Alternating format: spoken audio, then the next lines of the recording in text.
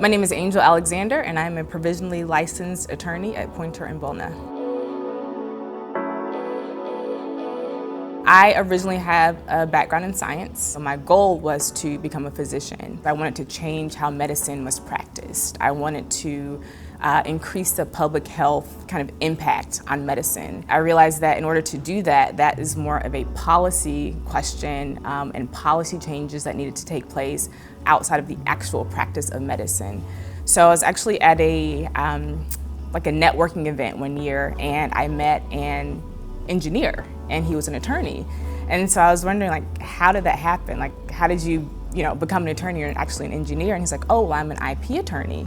And I realized that this might be something that I can do. I could still, keep my public health and my love for science and still practice law. Went to law school. My first internship was actually with a cannabis attorney. It was right when adult use was becoming legalized in California. And so I had an integral part in helping people get their licenses and getting their records expunged. And it kind of trickled over into me working with the Dante and Patrick.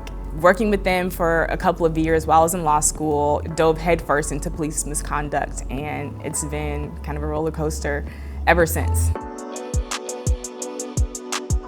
Once you start in police misconduct, it pulls you in, and it really spoke to my public health roots. The fact that I was able to find something to, allow me to still pursue and stay true to my background and my roots in science and public health, but still do something else and still help the community. That's exactly what we do at Poynter and Buelna with our cases. There is a significant connection between public health and criminal justice work. The health of the public and the health of individuals is the health of the nation. When you have something like police brutality, now you're looking at violence upon individuals and upon communities. Taking care of that sector of our community and reducing that violence is actually improving the health of a community, which in turn is going to improve the health of the nation.